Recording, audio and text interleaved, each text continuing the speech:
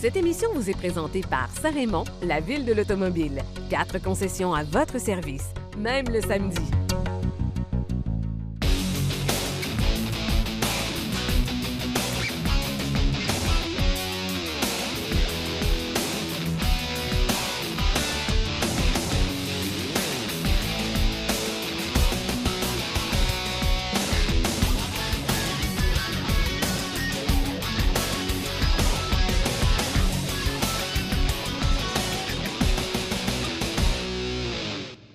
Bienvenue à Virage. Aujourd'hui à l'émission, nous allons vous parler de 2 véhicules. Dans un instant, le Subaru Crosstrek que nous avons ici même en studio. On va aussi vous présenter le tout nouveau GMC Terrain, un véhicule qui m'a fort impressionné un petit peu plus tard à l'émission.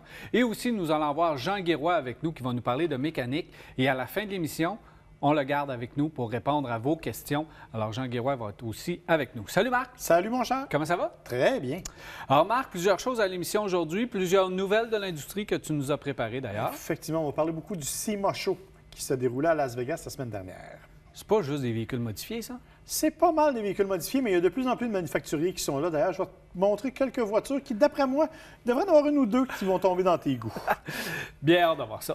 Et aussi, bien sûr, lorsque vous voulez nous poser vos questions, je vous donne les numéros tout de suite. 670-9078, poste 230 ou encore virage@telemac.tv ou via notre Facebook sont les façons de nous rejoindre. Marc, on va parler de la Subaru Crosstrek. Je sais que tu en as fait l'essai.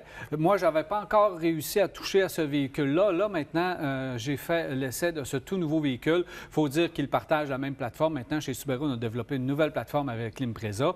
On retrouve le Crosstrek sur cette nouvelle plateforme.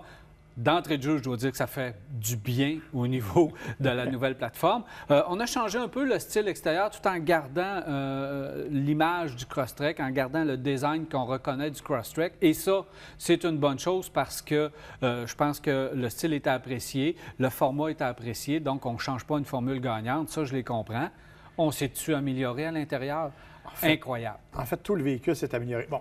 On ne prend aucune responsabilité pour la couleur, je vais dire ça tout de suite, parce que Subaru a décidé d'offrir des couleurs un peu particulières. Il y a le fameux orange que l'on a vu partout, le petit bleu clair qu'on a derrière nous. Ils ont effectivement un choix de couleurs particulier. Il faut s'éclater avec cette vie. Oui, puis en fait, je trouve ça correct, parce qu'en même temps, ça donne une personnalité à un véhicule que l'on veut différencier de l'Impreza. Ce n'est pas uniquement une Impreza en talon haut. On veut vraiment créer un segment différent. C'est un utilitaire sport. Multisegment serait peut-être plus juste. Ouais.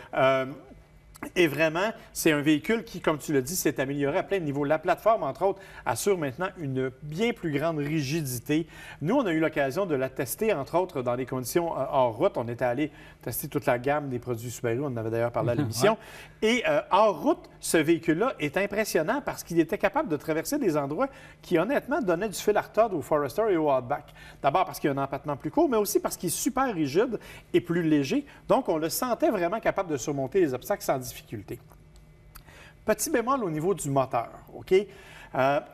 Moteur 2 litres, quand même intéressant. Moteur, 152 chevaux. C'est ça. Moteur boxer, donc le moteur à plat traditionnel, qui va claquer parce que tous les moteurs Subaru claquent. Ça fait partie de la C'est réglé, vie. Marc. Arrête de dire que ça va claquer, c'est réglé. Ça fait 5 ans qu'ils nous disent que c'est réglé. Oui, mais ça fait 5 ans qu'on entend claquer des moteurs Subaru pareil, mais ça ne change rien. Au niveau de la fiabilité, ça ne change absolument rien.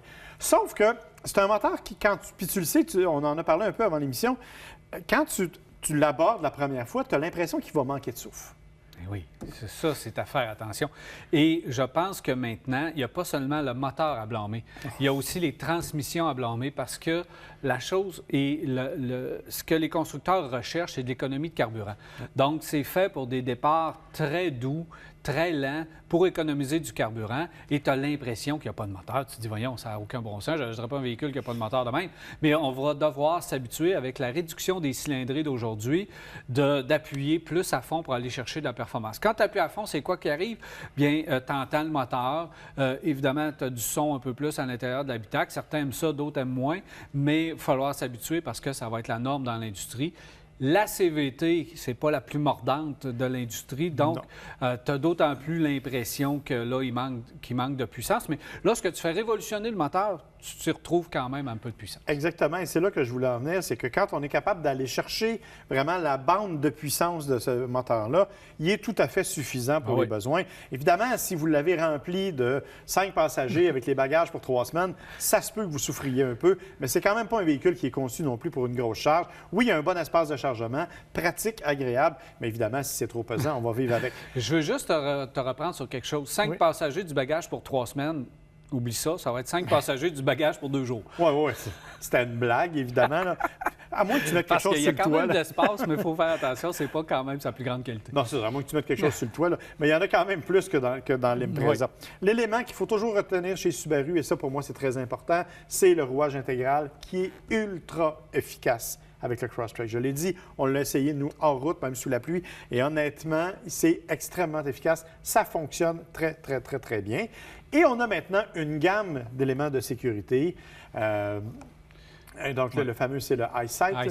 C'est donc une gamme d'éléments là, avec une caméra derrière le rétroviseur qui nous permet, un régulateur de vitesse adaptatif et des trucs comme ça. Freinage automatique à une certaine vitesse, à basse vitesse. À basse vitesse. Et de plus, mais d'ailleurs, on a augmenté aussi cette vitesse-là. On est maintenant rendu à 60-70 km quand même, ce qui est impressionnant. Alors, c'est un véhicule qui, dans l'ensemble, est extrêmement homogène. Donc, sécuritaire, agréable et honnêtement... Une belle dimension qui est doux au roulement, confortable à l'intérieur, qui a quand même assez d'espace pour les passagers. Ça m'a impressionné. Ce que je détestais de Subaru, et je détestais énormément, c'est l'intérieur. Je n'aimais pas l'intérieur, je n'aimais pas les plastiques, je n'aimais pas la présentation. Je trouvais ça épouvantable. Et là, on a rectifié le tir avec la nouvelle Impreza et là, maintenant, aussi avec le Crosstrek. Donc, l'aménagement, bloc instrument, c'est simpliste, mais c'est efficace.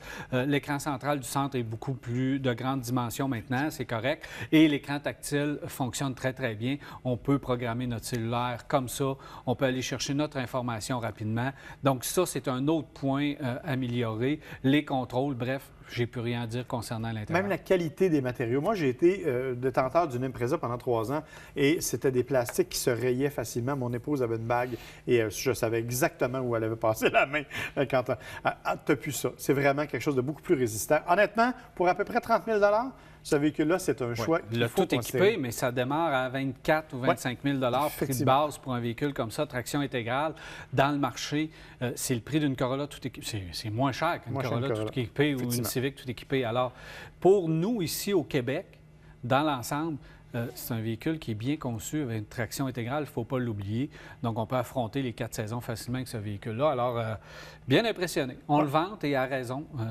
Comme tu l'as dit au début, il faut qu'il nous prouve qu'on a réglé la fiabilité. Oui, c'est ça le problème, en fait. Là. Il reste que ça. Il reste que ça, mais si je regarde comment les ventes de Subaru vont, comment les gens sont loyaux à Subaru, on nous disait que plus de 50 des gens qui ont acheté une Subaru reviennent chez Subaru. La fiabilité ne doit pas être un si grand problème que ça. Il faut être honnête, là, parce qu'on en parle et on ne veut pas faire peur aux gens. Là. Moi, je le recommande d'emblée, que ce soit une location ou pour du long terme. Et les problèmes qu'ils ont eu, il faut dire que Subaru a pris ses responsabilités et ont fait les réparations qu'il devait y avoir. J'ai eu quelques petites plaintes ici et là, mais rien de majeur. Non, effectivement. Et honnêtement, je faisais des blagues avec le moteur qui claque, là, mais c'est même pas un problème mécanique. C'est juste à cause de la configuration géométrique du moteur, il y a un bruit qui est un peu plus évident, disons, au démarrage, mais ça ne dure pas. Puis c'est pas un problème mécanique, ça ne vous causera pas de problème. Il y en a qui font 400 000 km avec ces moteurs-là sans problème. Tout à fait. Merci Marc, on se reparle un peu plus tard. Avec plaisir. Alors, restez avec nous parce que Jean Guéroy est déjà arrivé et il est en pleine forme. Ça risque d'être intéressant au retour.